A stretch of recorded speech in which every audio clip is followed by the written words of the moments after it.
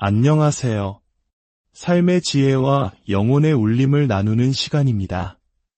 오늘 이 말씀이 여러분의 마음에 평안을 가져다 준다면 좋아요와 공유를 통해 더 많은 이들에게 이 은혜를 나눠주십시오. 여러분의 작은 실천이 누군가에게는 큰 위로와 희망의 빛이 될 수 있습니다. 주님의 이름으로 여러분 모두를 축복합니다. 우리는 살아가면서 끊임없이 스스로에게 질문을 던집니다. 나는 누구인가? 어떤 이는 직업으로 자신을 설명하고 어떤 이는 가족 안에서의 역할로 또 다른 이는 자신이 이룬 성취나 외모로 자신의 존재를 증명하려 합니다. 하지만 인생의 계절이 바뀌고 예기치 않은 바람이 불어올 때 우리가 단단히 붙잡고 있던 그 이름표들은 힘없이 흔들리기 시작합니다. 어쩌면 지금 이 순간 갑작스러운 실직이나 이별의 아픔을 겪고 계신 분도 있을 것입니다. 사랑하는 사람을 떠나보낸 슬픔에 잠겨 있거나 자녀들이 모두 떠난 빈 둥지에서 앞으로의 삶을 막막하게 바라보는 분도 계실지 모릅니다. 이러한 상황들은 우리를 깊은 혼란에 빠뜨립니다. 내 삶의 일부였던 사람이나 역할이 사라졌을 때 우리는 문득 멈춰서서 묻게 됩니다. 이제 나는 누구지? 이것은 우리 모두가 인생의 어느 시점에서 마주하게 되는 근원적인 질문입니다. 그리고 우리는 본능적으로 그 답을 얻기 위해 잃어버린 가치를 되찾기 위해 다시 무언가를 얻으려 애쓰기 시작합니다. 더 나은 직장, 더 나은 관계, 더 나은 평판을 얻으면 나의 가치가 회복될 것이라 믿으며 끝없는 경주를 시작합니다. 하지만 성경은 우리에게 전혀 다른 길을 제시합니다. 우리의 진정한 가치와 정체성은 우리가 무엇을 하거나 무엇을 가졌는지에 달려있지 않다고 말입니다. 그것은 노력으로 얻어내는 것이 아니라 그저 선물처럼 받는 것입니다. 바로 그리스도 안에서 발견되는 하나님의 의로움이라는 놀라운 선물입니다. 이 진리를 받아들이는 것은 생각보다 쉽지 않습니다. 우리 안에는 스스로의 노력으로 가치를 증명하려는 뿌리 깊은 본성이 있기 때문입니다. 수많은 설교를 듣고 말씀을 읽어도 우리는 어느새 다시 자신의 행위로 돌아가 하나님의 사랑을 얻으려 발버둥칩니다. 마치 제자리에서 헛바퀴만 돌리는 자동차처럼 우리의 영혼은 지쳐만 갑니다. 이때 우리는 겸손히 인정해야 합니다. 주님 없이는 나는 아무것도 아니라는 사실을 말입니다.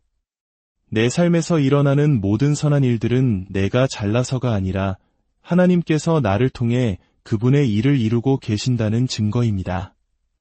세상은 끊임없이 우리의 하는 일로 우리의 존재를 판단합니다. 우리는 처음 만난 사람에게 무슨 일 하세요? 라고 묻는 것에 익숙합니다. 그리고 그 대답이 사회적으로 인상적인 것일 때 우리는 무의식적으로 그 사람을 더 가치 있다고 여깁니다. 하지만 하나님의 시선은 다릅니다. 높은 빌딩의 꼭대기에서 일하는 사람이든 그 빌딩의 창문을 닦는 사람이든 하나님 앞에서는 모두가 똑같이 소중한 존재입니다. 우리는 우리의 역할과 우리의 본질을 분리해서 바라보는 법을 배워야 합니다. 인생의 큰 좌절을 겪을 때 우리는 다시 흔들립니다. 하나님, 저는 괜찮은 줄 알았는데 왜 이런 일이 제게 일어났나요? 저는 이제 가치 없는 존재가 된 것만 같습니다. 상황이라는 거대한 파도가 우리의 믿음을 집어삼키려 할 때 우리는 어떻게 그 파도를 넘어설 수 있을까요? 그 답은 하나님 안에서 나만의 안식처를 찾는 것에 있습니다.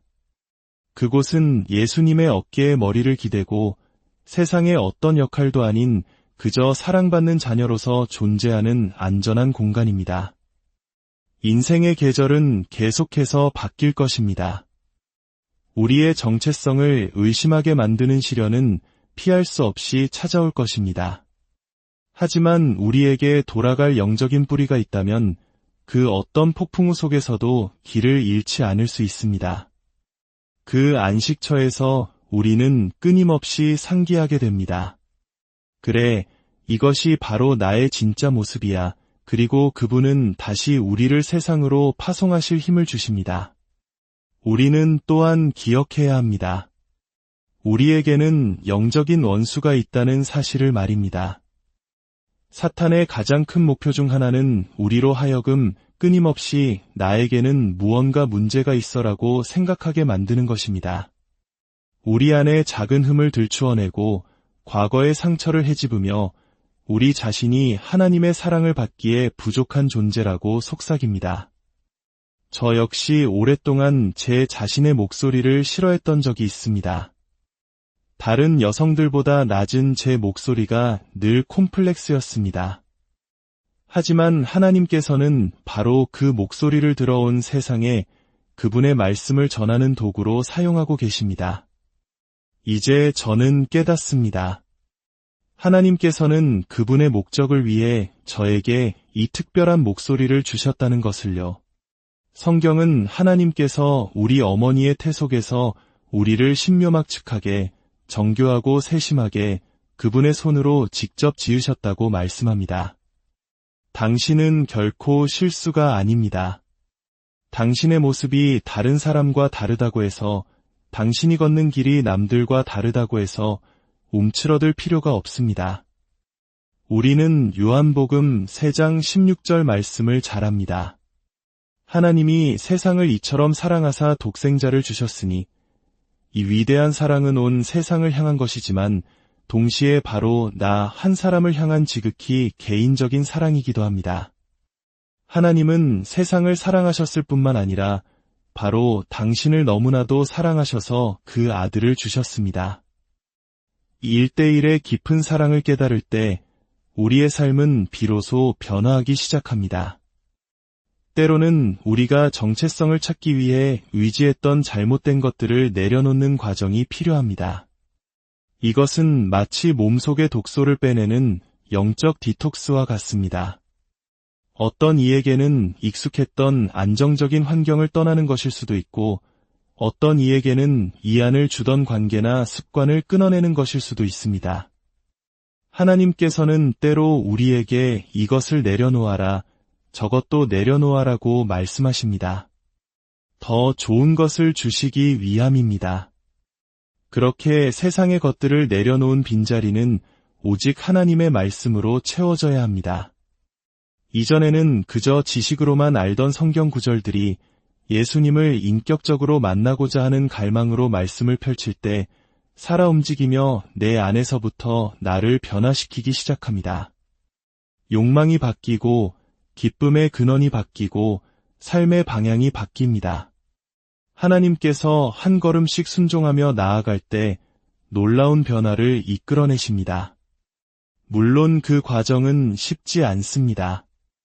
하나님께서는 아브라함에게 그의 고향과 친척을 떠나 내가 내게 보여줄 땅으로 가라고 명령하셨습니다.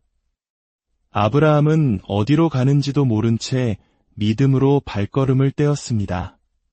우리도 때로 그런 막막함 속에 놓일 때가 있습니다. 익숙한 것을 놓아야만 하나님께서 예비하신 새로운 것을 붙잡을 수 있습니다. 하나님은 언제나 우리가 먼저 손을 펴기를 기다리십니다. 과거의 상처는 우리가 누구인지를 이해하는데 큰 걸림돌이 됩니다. 상처받은 마음은 나는 사랑받을 가치가 없어라고 외치며 하나님의 선물을 거부하게 만듭니다. 그러나 놀라운 것은 하나님 안에서 진정한 치유가 일어날 때 우리의 삶이 변하기 시작한다는 것입니다. 내면이 온전해지면 이전에는 그토록 갈망했던 외적인 것들이 더 이상 중요하지 않게 느껴집니다. 오히려 그 이후에 하나님께서 허락하시는 모든 것들을 온전히 감사함으로 누릴 수 있게 됩니다. 하나님과 깊이 동행하며 그분의 말씀 안에 거할 때 우리의 소원 또한 그분의 뜻과 일치하게 됩니다. 성경은 너희가 내 안에 거하고 내 말이 너희 안에 거하면 무엇이든지 원하는 대로 구하라 그리하면 이루리라고 약속합니다. 이는 우리가 그분과 친밀해질수록 그분이 원하시는 것 외에 다른 것을 구하지 않게 되기 때문입니다. 진정한 치유는 과거의 상풀처를 아물게 할 뿐만 아니라 미래에 겪게 될 상처로부터 우리를 보호하는 방패가 되어줍니다. 앞으로 상처받는 일이 생겨도 그 상처가 과거처럼 우리 영혼 깊숙이 뿌리내리지 못합니다. 우리는 진리를 알기 때문입니다. 이것이 나의 전부가 아니야. 나는 하나님이 말씀하시는 바로 그 사람이야. 어쩌면 지금도 마음속으로 하나님은 나를 사랑하셔라고 수없이 되뇌며 자신의 생각을 바꾸려 애쓰고 있는 분이 계실지 모릅니다. 그것은 매우 중요한 시작입니다. 우리의 생각을 바꾸는 가장 강력한 방법은 하나님의 말씀을 소리내어 고백하는 것입니다. 나는 그리스도 안에서 온전합니다. 나는 그리스도의 마음을 가졌습니다. 나는 억압에서 멀리 떠나 두려움 속에 살지 않을 것입니다. 나는 죄와 사망의 법에서 해방되었습니다. 이렇게 말씀을 선포할 때 그 말씀이 우리의 생각과 감정을 변화시키고 결국 우리의 삶을 바꾸는 능력이 됩니다. 우리는 믿음으로 하나님께로부터 받고 불신으로 원수에게로부터 받습니다. 자녀들에게 다른 무엇보다 그리스도 안에서의 정체성을 가르치는 것은 그들의 평생에 영향을 미칩니다. 아이들이 어릴 때부터 나는 두렵고 놀랍게 지음받은 존재야. 나는 그리스도의 마음을 가졌어라고 고백하게 하십시오. 이 진리는 아이들이 세상의 평가나 친구들의 말에 흔들리지 않고 건강한 자존감을 가지고 성장하는 단단한 뿌리가 되어줄 것입니다. 어린 시절의 사소한 경험 하나가 평생의 상처로 남기도 합니다. 친구들에게 놀림당했던 기억, 초라하게 느껴졌던 순간들, 어른이 되어 돌아보면 아무것도 아닌 일 같지만 당시에는 세상을 무너뜨릴 만큼 큰 충격이었을 수 있습니다. 그리고 그 기억은 무의식 속에 남아 우리의 발목을 잡고 있을지도 모릅니다. 하지만 좋은 소식은 예수님은 우리의 치유자라는 것입니다. 우리가 마음을 열고 그분께 나아갈 때 그분은 우리의 가장 깊은 상처까지도 만져주십니다. 치유는 하룻밤에 일어나지 않을 수 있습니다. 시간이 걸리고 때로는 아플 수도 있습니다.